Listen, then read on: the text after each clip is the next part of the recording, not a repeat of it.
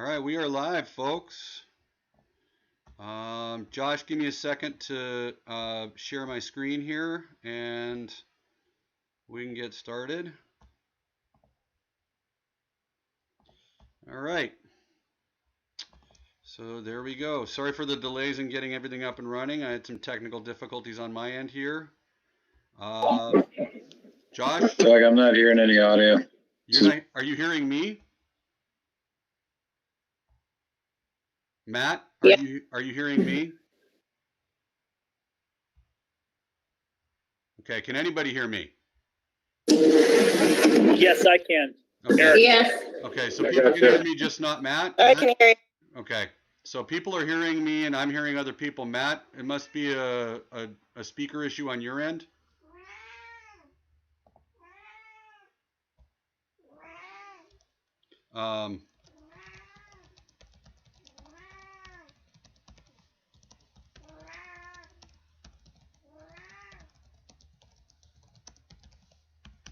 Okay, sorry, just sending a message to Matt really quick.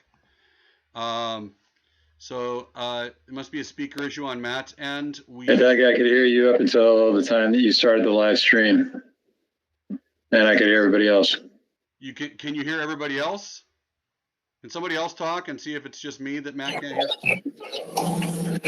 I'm going to dial into the phone number on the call just as a backup. Okay. This is Josh. All right.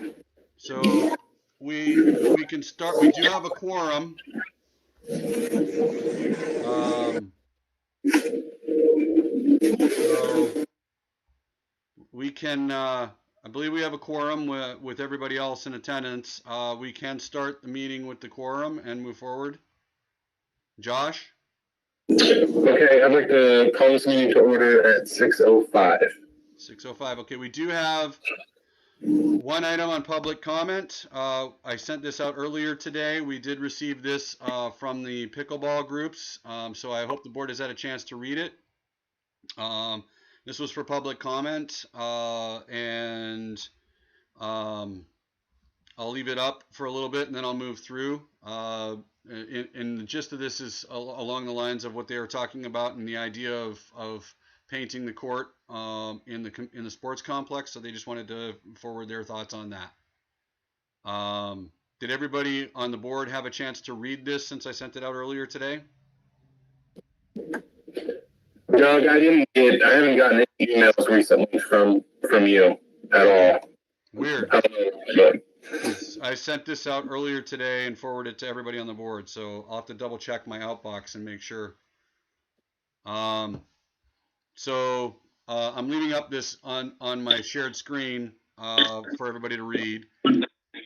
Doug, are we talking? We're confirmed. We're talking about the court that's closest to the woods, furthest from Langley Road.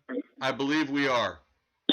But this is also, they wanted to recommend that 4 dedicated pickleball courts, permanent nets, tennis court-like surface, and fencing should be a part of our very near-term planning, which we had already discussed as part of our capital planning last week when we met individually with the board. And then the temporary is what they're talking about as the one, you know, doing something that minimal improvement there, you know, in the sports complex. So that's the public comment on that. We can kind of defer that if we want. We can, I believe we might have had somebody on the line if they want to speak on it. Let me just see here. I think Barry said he was going to potentially call in. Yeah, this is Barry Hayworth, and we submitted the public comment, and I'm here to just as a matter of being able to answer any questions that you might have, or if you have any further research you'd like to see. And the comment really was first of all to express our gratitude to you and your staff on the support to pickleball and the success of the program at the South Whidbey Community Center has been really, really good. We've been really disappointed not to be able to continue that during this time, but it's certainly understandable. really the courts that you allowed us to mark out there in the parking lot have been really valuable during this time. And I put in conservative estimates of the people that are playing, but it really has started to affect a large number of people. South Whidbey of permanent courts, I think you would see it really grow and expand for all ages. Right now, the two informal groups that are organized are besides the parks program are oriented towards people of a certain age that is retired and have free time in the afternoons and mornings. But it's certainly a program that could be expanded to all ages, and we'd like to see that and help with that in any way we can. So we'd just like to encourage you to keep that on a front burner, because I think it's something that's doable in a short term that would have a pretty wide effect on the community, especially at this point. So I thank you. Okay. Thank you, Barry. Appreciate that. Anyone else for public comment?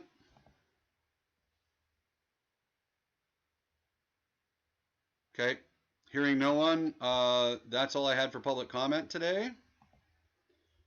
Okay, so we can move on to the approval of the minutes from 7:15. Okay, approval of the minutes, 7:15. Those were in your board packet and have not changed. Any questions on the minutes that we can answer?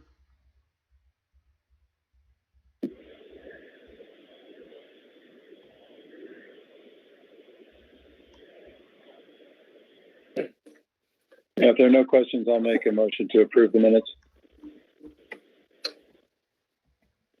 I second that motion. This is Kristen. Okay, all in favor? Eric, aye. Aye. Pat, aye. Josh, aye. Okay, the minutes have been approved. We will get now to the treasurer's report. Okay, Matt, here you go. Okay, so this is the summary slide again. You'll note that this month we were able to turn it from having been below the line. You know, the red line is the magenta line is the forecast, the blue is actual, and we've been running below that for the last several months, mostly due to the drop in program revenue. As you can see, we turned that just slightly favorable at the end of July to the tune of about 13K. You look at the detail, next slide is the revenue. You'll see we're still highly unfavorable. We lost another 10,000. You can see that's a cumulative number. So you can see we're losing ground, but less steeply than we were, but lost another about $10,000 to the program, to the revenue budget, mostly from programs, as you see. But then as you look at the expense slide, we were over 110K favorable in expense, and you can see the cumulative programs expense savings. So that's programs is saving, you know, to the tune of 55K. You know, we had said that program expense savings is about 30 cents on the dollar. So I'd say the staff has done a great job of exceeding that to the good, to the benefit of the park. That's how we ended up plus 13K this month. And then the last slide shows fund balances that are on plan. Any questions?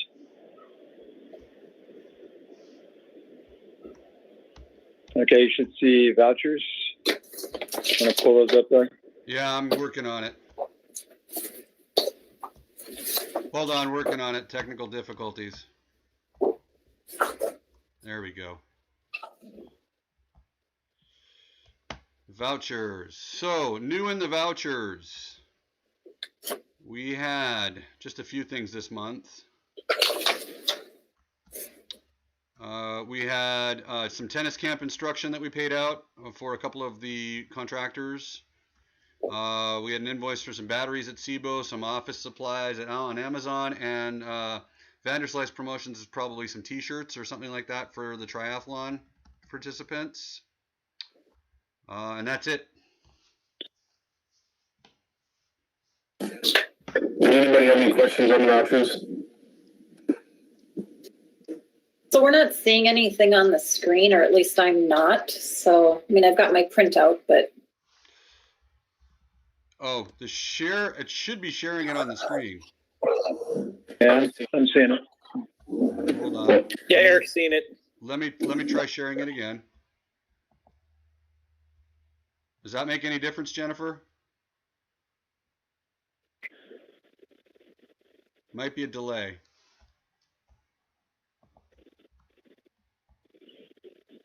Looks like Thank you. Thank you. Okay. All right. So there we are. Any questions on the vouchers? If there are no questions, I'll make a motion to approve the vouchers for 87,001.70 from M&O and 3,800 from property. I second that motion. all in favor? Jennifer Eric, Cox, aye. aye. Krista, aye. Matt, aye. Josh, aye. Okay, let's move on to the staff report. Okay, staff report. Programs. We've kind of paused co-ed softball for adults right now. Open water swim clinics were full, so we added opportunities. CPR and first aid was full, so we added a session. We're trying to keep everything going as best we can while still maintaining the distancing and such that we have to have in place.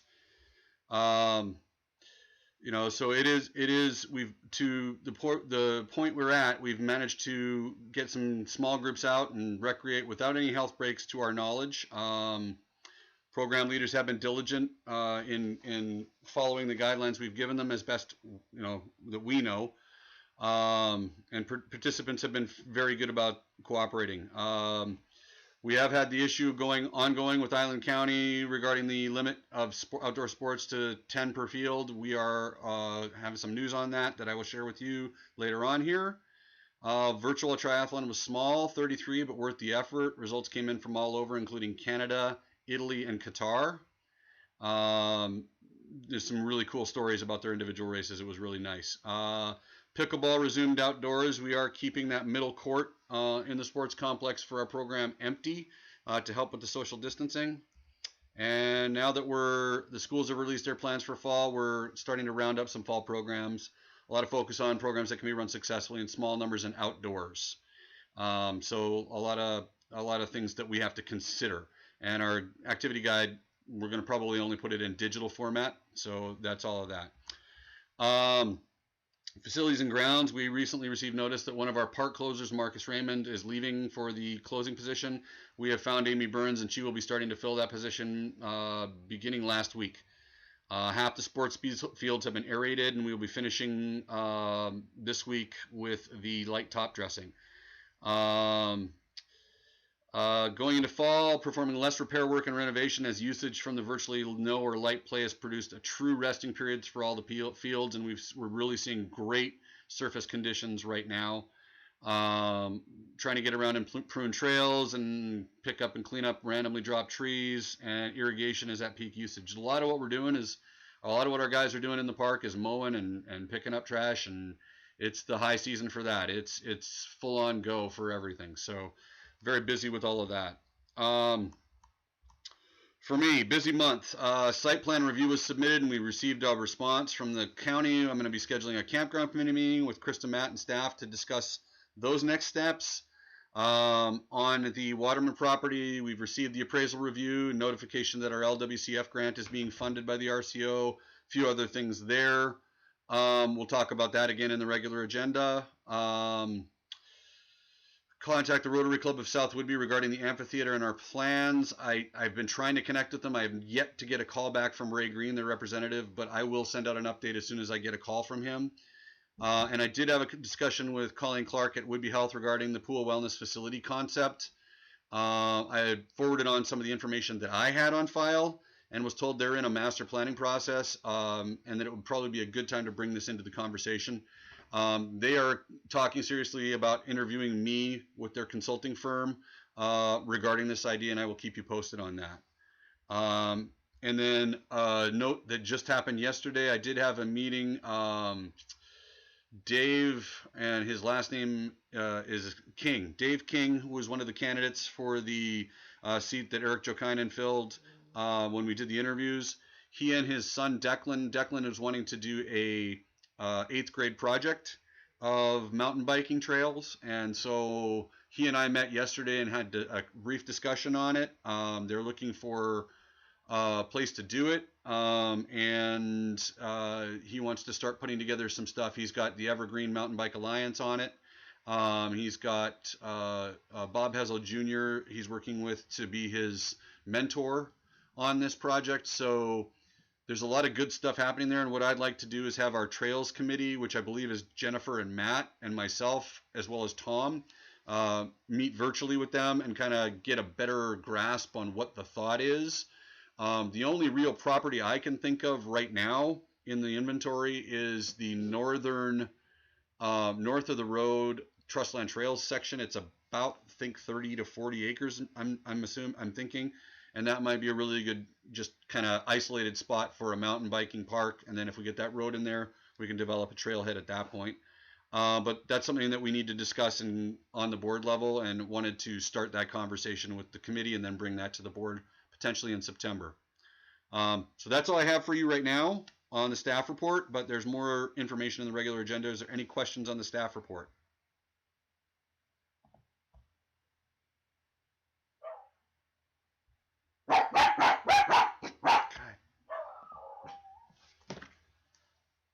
No? Okay, hearing no questions on the staff report. Josh, are you still there?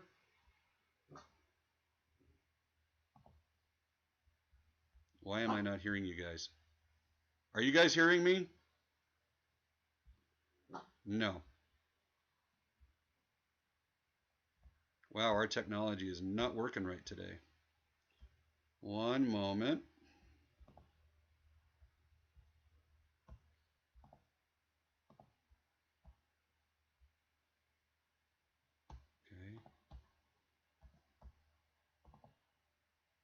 Okay. All right. Can anybody hear me right now? Yes. Okay. Can somebody else talk so I can see if I hear you? I'm not hearing anything. Okay. So I'm not hearing anything. Okay. Well, that's odd. I love technology. Isn't it wonderful? Let's see. Did I accidentally turn my speakers off?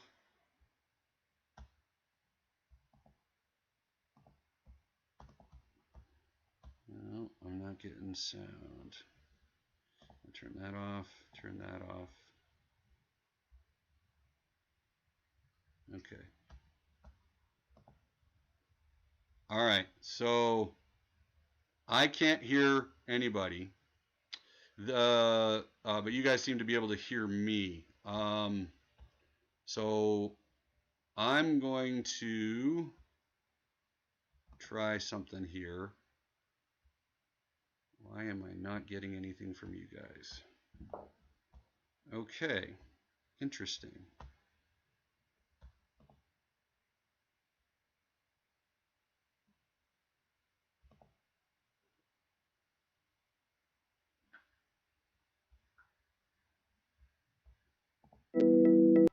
Okay, that's working. Let's see, maybe if I do, and then go back to that. All right, I'm hearing people now. Yay! Yay, all right, we're moving forward. Okay, I'll try that again next time if that happens. All right, so back to sharing the screen. All right. But you have an open question from Jennifer, Doug. Hang on. What's the open question? Go ahead, Jennifer.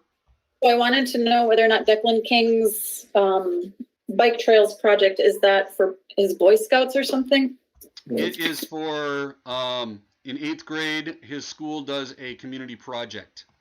So it is a middle school community project kind of thing. They are you know, as and I'm not sure which school it is. I think he said it was Waldorf, but I'm not exactly sure on that. So we can follow up on that. But it is a school related project that each kid in 8th grade is required to do something. So Cool. this was his idea to do this. All right, thank you. Mm-hmm. Any other questions on the staff report? Doug, I just wanted to say I saw the note from Carrie about, you know, she was struggling with some of the decisions on programs, you know, running them, not running them, changing the rules, all that. Right. And saw, you know, Tom's report. I would just say from my personal experience out there that everybody in the staff, to me, is making great decisions on, you know, adjusting things like the programs to bring them back, but in a very cautious and, you know, practical way, within the guidelines of the rules and the intent of the rules. And I think taking advantage of how, you know, the rhythm of things in the park has changed is something that I think the maintenance staff and Tom leading it have done very well. So I'd just like to say thanks to the staff for making it work. I think we're setting an example for others to follow, both in programs and in maintenance. Well, thank you. I appreciate that. Yeah, everybody's been working really hard. So thank you. I appreciate those comments. Any other comments on the staff report? More of a question, kind of circling on that, dovetailing on that.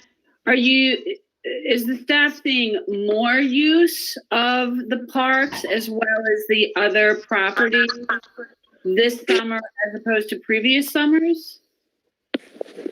Yeah, I'll comment on that. The use is definitely up, and what I'm seeing is a lot more out-of-state usage. The amount of license plates from other states, I'm going to say 10 to 15 every day. A lot of people that I've never seen before are using the park, and I think there's, you know, obviously people that have moved here. We've got quite a real estate boom going on right now, so hard to tell if it's people visiting or people moving here, but usage is definitely up overall from my perspective. Thank you. Yeah, and I would say that what we're seeing a lot across the board in my discussions with other park directors is we are seeing a lot more of the staycation type vacations. People are, you know, coming to the parks that are local, going camping locally as opposed to traveling since they can't travel far away. So that's kind of the what we're seeing throughout the area. Okay.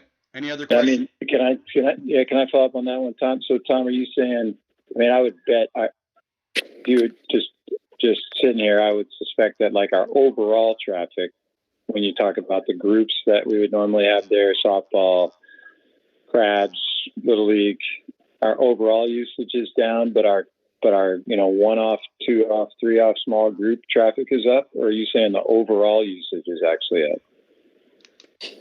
Yeah, the group use is down slightly, but not as much as you think. In the last couple weeks, that has really picked up.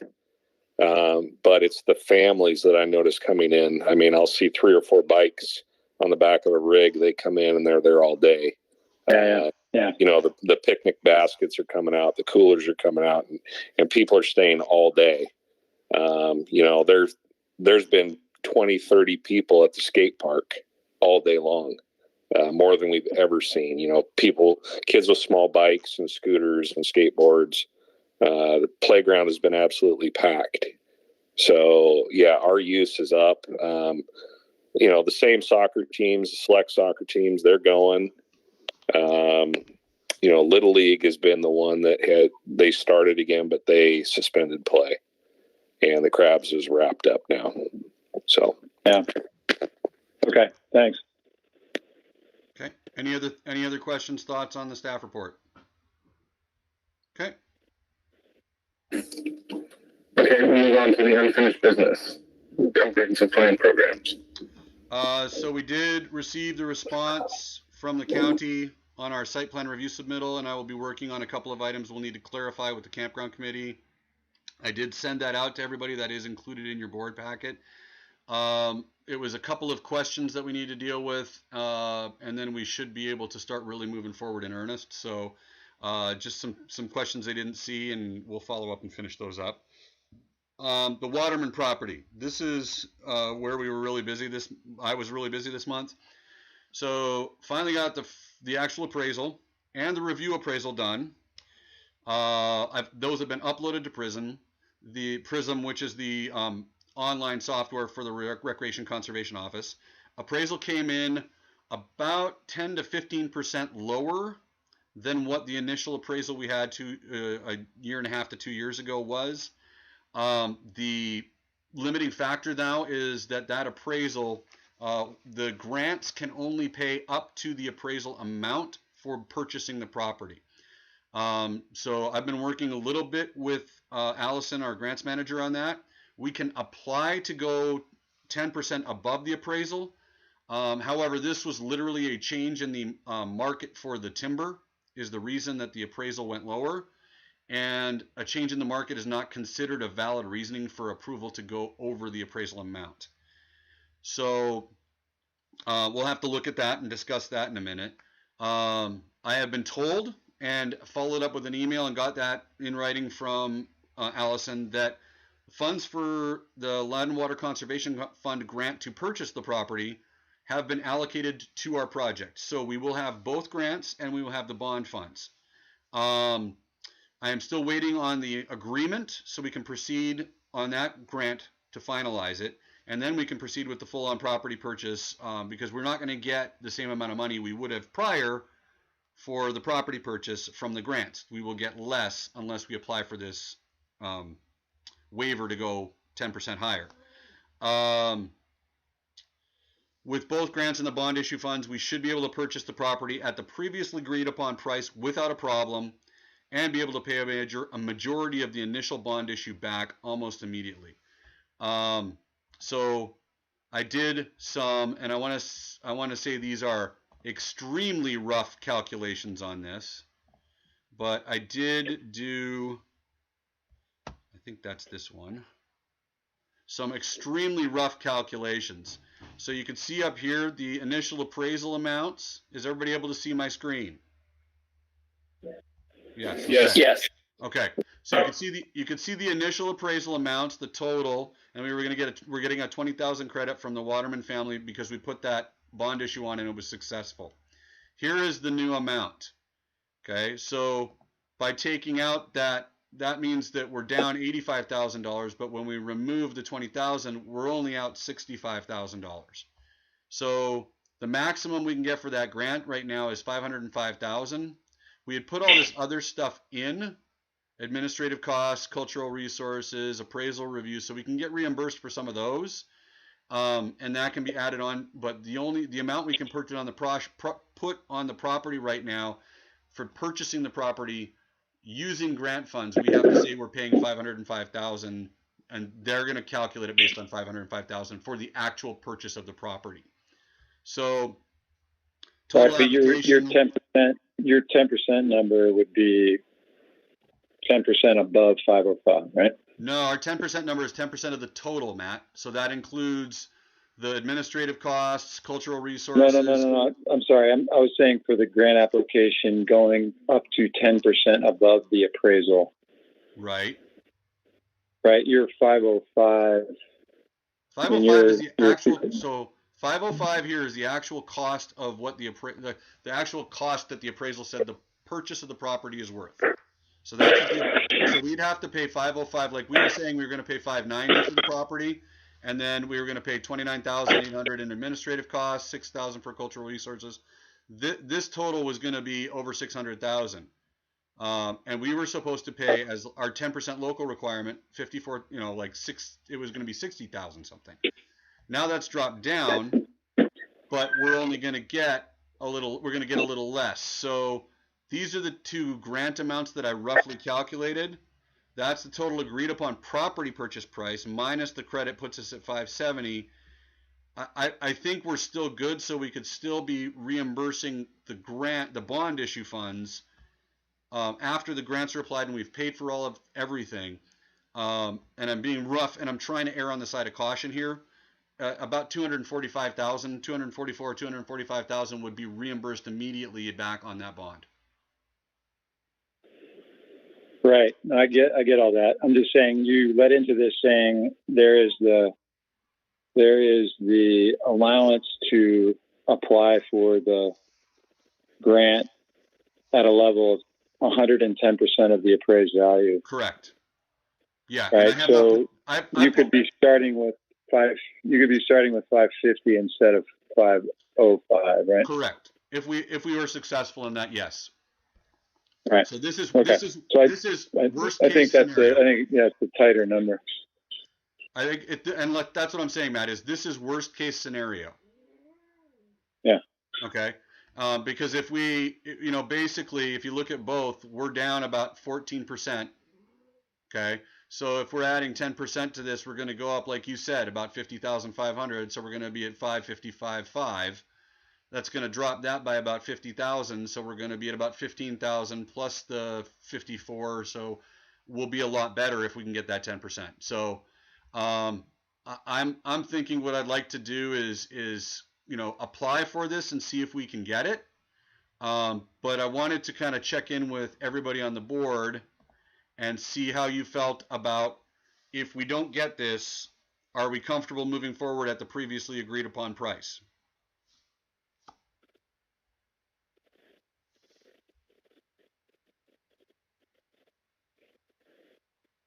What was the total bond issue again?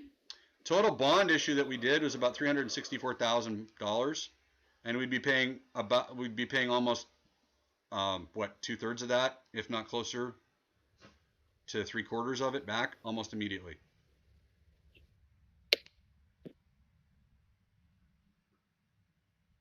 So right here is your total. I've highlighted the total bond at 364, and worst case scenario, we'd be paying about 244,000 back, is what my rough estimate says. Yeah, I mean, my personal opinion is that in the dialogue with the community, our plan was to purchase the property. The details notwithstanding, the community funded that, so I think we need to move forward. That doesn't mean we don't renegotiate or attempt to anyway, and say, hey, this, because of this appraisal adjustment, here's where we are. But to me, I think in the end, we have to go forward with it. Yeah, that was my comment. Is there room for negotiation on that? I mean, sure. I mean, they gave us that one. They've already offered us this $20,000 discount. So I think they've already shown a willingness to meet us in the middle, and that to me, that's greatly appreciated, what they've already done. And I think this would be taking it another step, for sure.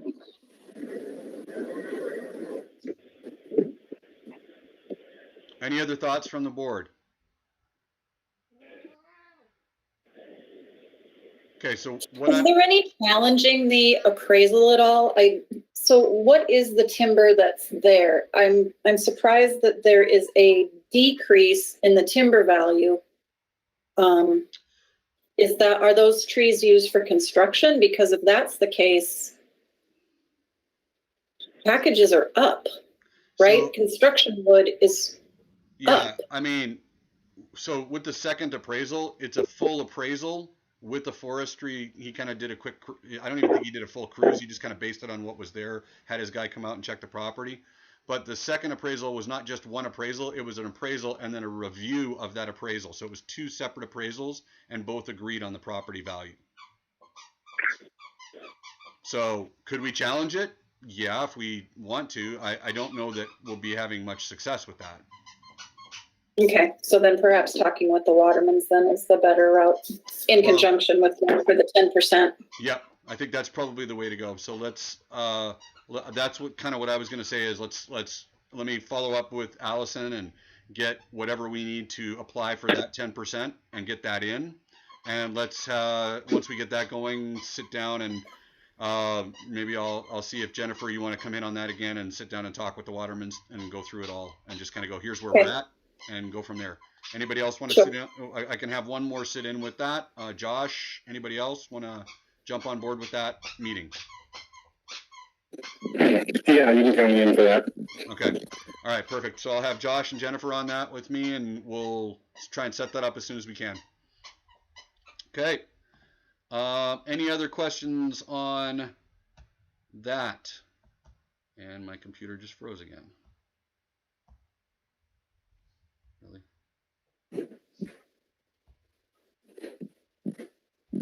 There we go.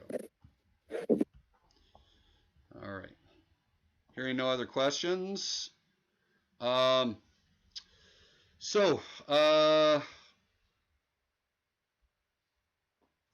Moving on, the group use of district facilities, we kind of put this on as an ongoing kind of thing. As everybody is probably aware now, Island County Board of County Commissioners moved to limit outdoor recreation to 10 people in a group. The last month, the end of the month, I think it was July 28th, if I'm not mistaken.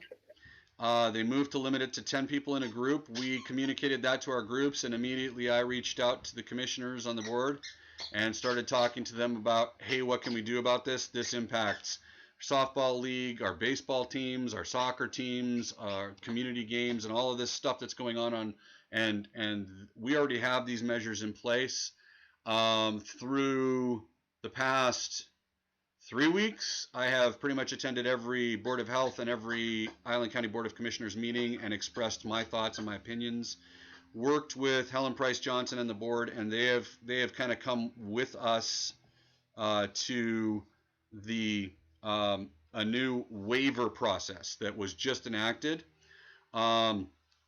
So this was the motion. So the confusing thing is that the Board of County Commissioners, if they make a motion and approve it, it can only impact unincorporated areas of Island County. So they can't dictate what happens in Oak Harbor, or Coopville or Langley. They can only dictate what happens in the unincorporated areas.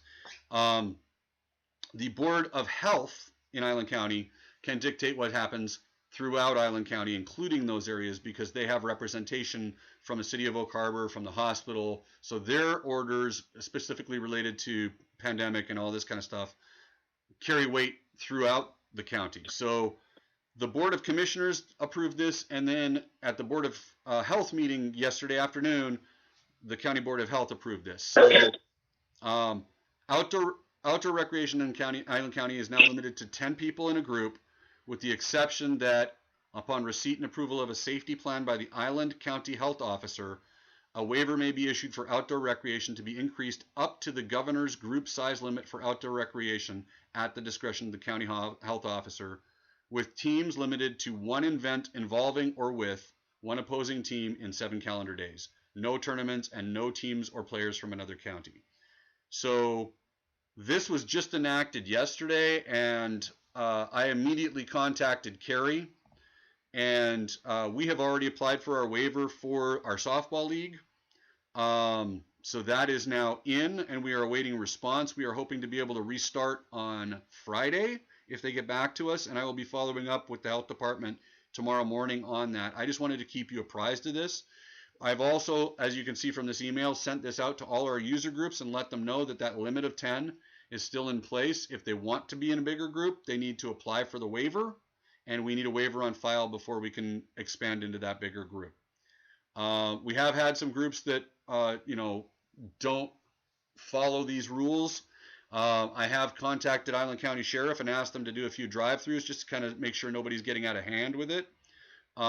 They said they were going to start doing some drive-throughs, but it would be at the discretion of the officer whether to do anything about it. So that's where we are. That's what we've done. I've communicated this to all teams, and I think that's where we're at. I think it's very positive that we've gotten them to kind of go, okay, if you bring us a plan, we're good to go, and we'll approve it and get you back on track. So just wanted to keep you guys kind of in the loop on that. Any questions?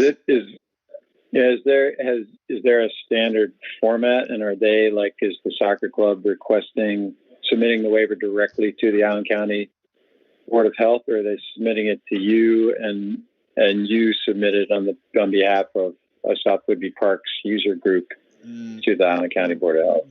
That process would be they submit it to Island County Board of Health. They're responsible for their groups. They would submit it.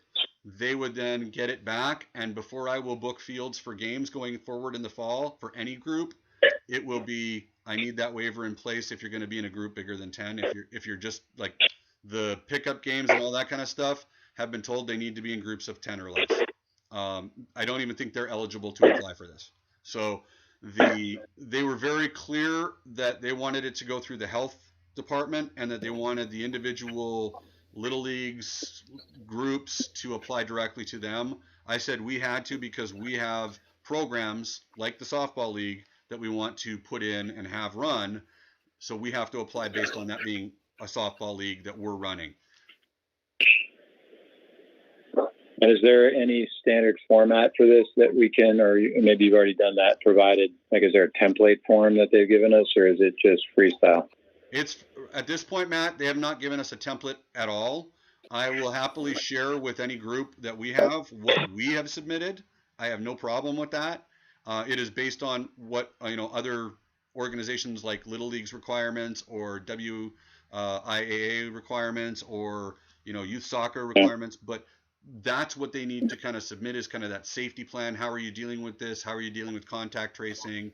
And then how many people are you asking to be on the field? So that's kind of what, I mean, Carrie has a great one that she sent in. If we get that approved, we will happily share that with any of the groups. I think that'd be a great idea. I'd appreciate that. And so Doug, so you said with the pickup games, they can't apply for this waiver, right? They need to stick to 10 and under. Any group. So the way this is once a week, any group could apply for this. I don't know that they're going to allow pickup games just from their discussion.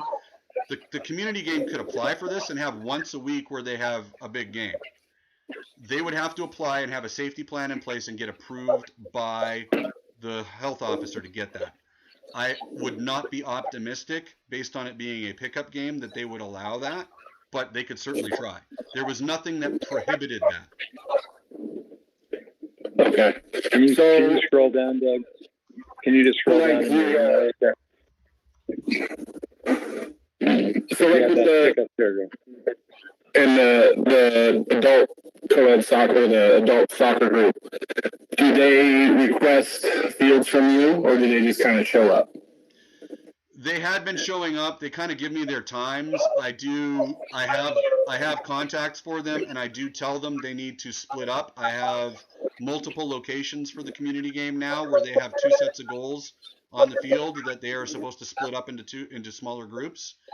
They have requested use of the U6, U8 goals from the soccer club, but we've been told that the U6, U8 goals being plastic from the soccer club representative has told us that he does not want them being used by the adults or by select teams because they're plastic goals and they'll break up pretty easily. So we do have a set of small metal goals that we put out there, and we have the metal U10 goals that we put out there for the community game and for other, pickup groups.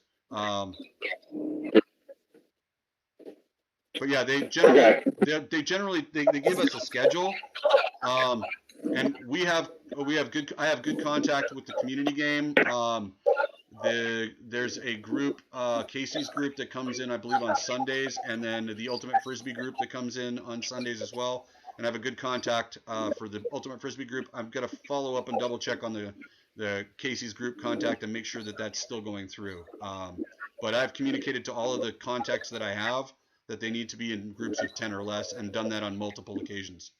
And when I send the field layout out every week with where they're supposed to be, and every weekend, it has a big red box on it right now that says no groups over 10, and we have signage posted, no groups over 10. So we're doing what we can do. Right.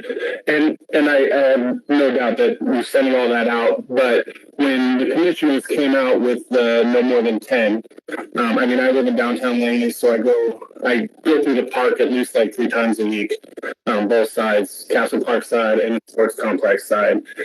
And, I've counted a group of 20, playing soccer on numerous times in the Frisbee group. And so it doesn't seem like a good look when you drive by the sports complex, and I know everybody wants to play by the same rules, and so I don't know what else what else can be done to enforce that for the groups that aren't approved to get the waiver, but still show up or contact you, and say they're going to be 10 and under, but then the group grows.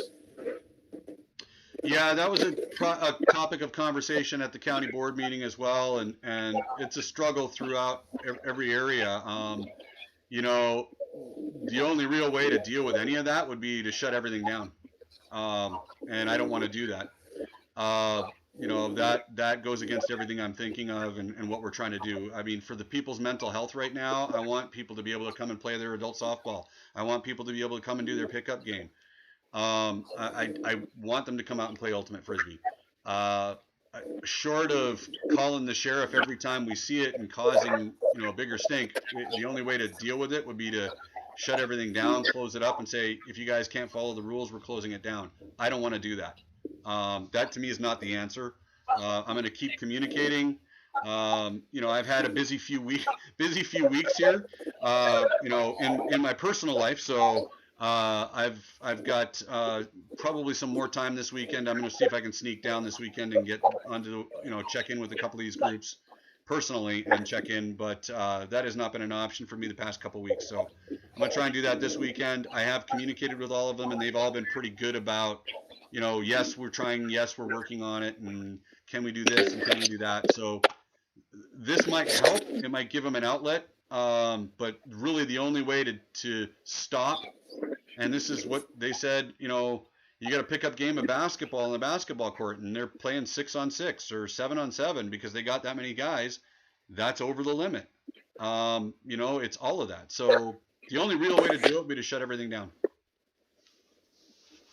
And I think, in this all, we took the precautions, we shut down the park, we closed the front gates, and people were still allowed to come in. And then as it progressed, we opened the front gates and we blocked off the basketball court and the skate park and the playground, but people were able to drive in and use the park then. And so I think there's ways, if we're getting big groups up at the soccer complex, I'm like you, I want everybody to go outside and use the fields, but just to follow the rules. And so, if there's a group of 20 up there playing a soccer game or a frisbee, soccer, you can pull some goals. I just feel like there's other things we can do to kind of mitigate it without shutting everything down. I can tell you guys, my new closing position person came in Saturday night with Jason to kind of run through it. And there was over 30 people playing a soccer game they could not remove. They ended up having to leave the park for an hour and come back at a later time. And that's pretty bad on our new person's first night to witness people just thumbing their nose at this. And that's what's been going on for the last 3 weeks. There's multiple games going up there every night, and it's not right. If this is about health and safety, then follow the guidelines. Other sports have shut down because of it and followed the rules.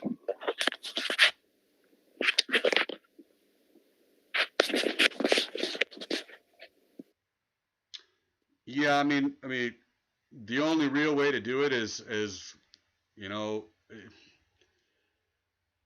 I don't want to penalize one group because some of the people that play that sport are doing something wrong.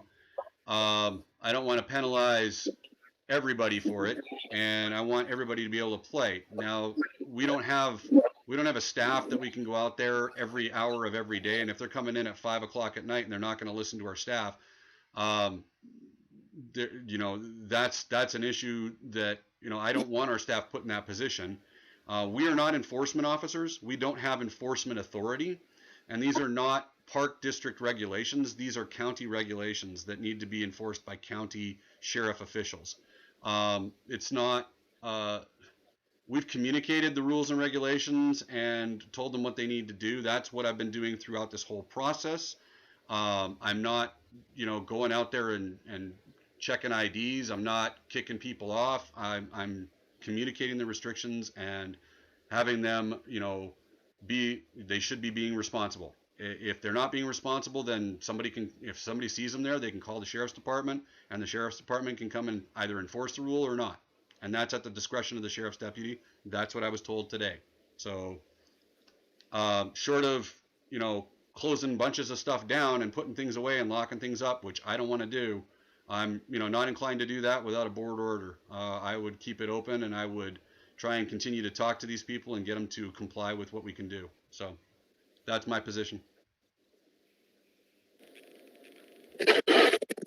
Okay, and I make my comments because not only because I've seen it, but because I've heard from numerous, people in the community, and it's mainly based on people because they have listened to the rules and follow the rules, and that's kind of my circle, I guess, that I come in contact with.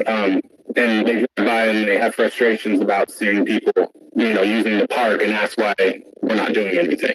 And I would say that, it's not restricted to one sport or another that's following the rules and one sport or another that isn't following the rules. There are groups out there that follow, and there are groups out there that don't. It is not specific to a sport. It is not specific to a particular group of people. There are people out there that are going to follow the rules when you tell them to them, and there are people that won't. I don't think it's restricted to any particular sporting group. I think it's across the board. So, my recommendation is that we just keep pushing and try and get these people to comply. The best way we can. Continue to work with the sheriff's department and have them. Even just having that extra presence might get some of these people to go, well, we probably shouldn't be in this big group. I don't know. We'll see what happens. Mm-hmm. And with what I've seen, I've seen the youth soccer groups out there who are kind of spread out. The younger kids, from what I've seen, it's been the pickup game type situations. So that's all I can attest for seeing. Right. Okay. Any other comments on this?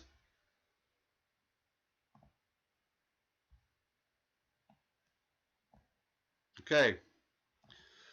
All right, if there's no other comments, let's go to the new business. Okay. Hold on, let me get back there. Okay, so capital projects plan kind of review. This, we all individually and in small groups with 2 commissioners, so that we were not having a quorum, went and did a capital projects tour. We looked at all these things and talked through them all and looked at everything. What I'd like to kind of get from you guys over the next couple of weeks as commissioners, and if you want to have some time to discuss some of these and priorities, this is the time to do that. I wanted to kind of get a ranking of these, and what I am going to do is I'm going to at Matt's suggestion on Friday, I didn't have time to get it for this meeting, but I'm going to try and get together a map that kind of identifies the location of each of these, kind of on our master plan kind of map system, so that we, you can all see it, you can all look at it, and see what we're talking about individually. So, any kind of discussion on any of this from commissioners?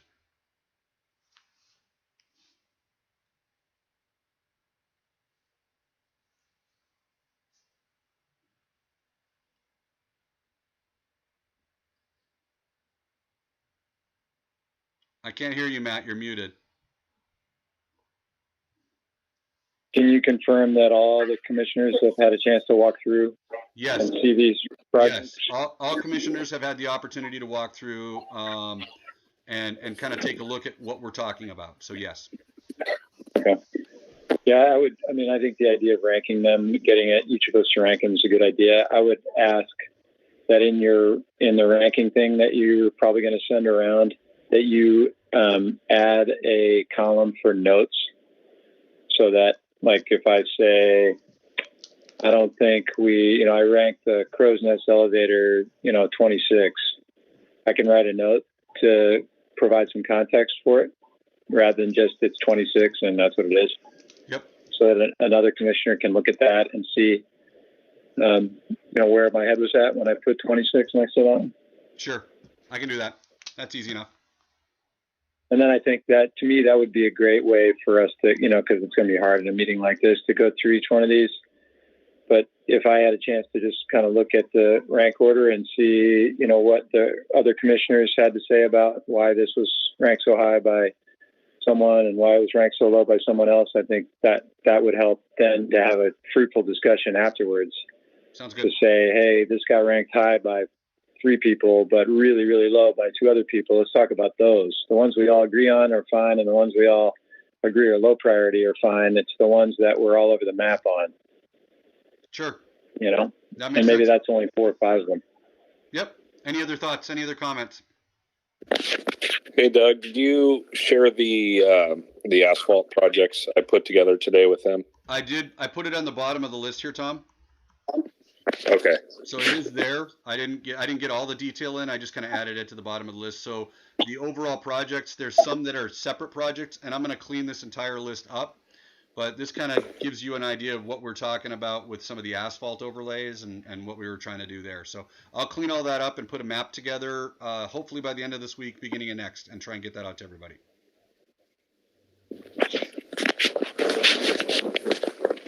Any other questions, concerns, thoughts about that process?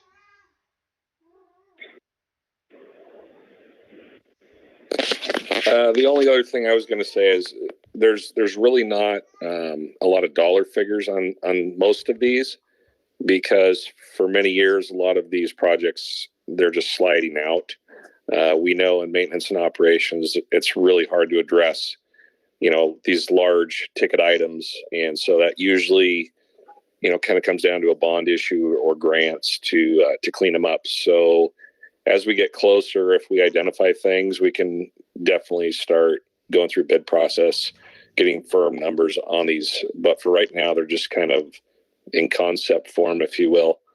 Some of the dollar figures are old figures that we used in years past when we looked at different items. Yes. Okay. Anything else from commissioners on this? Okay, hearing nothing.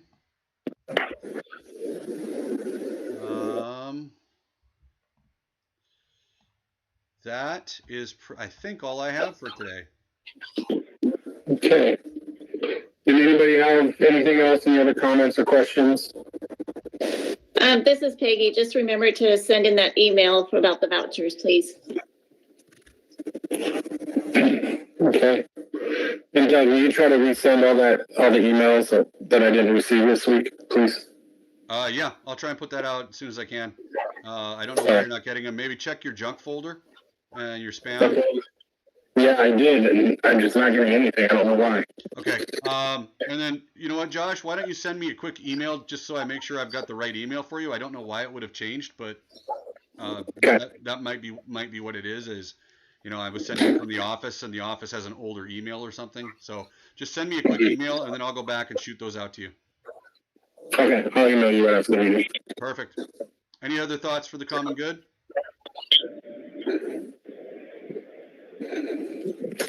Everybody stay healthy. I will adjourn the meeting at 7:02 p.m.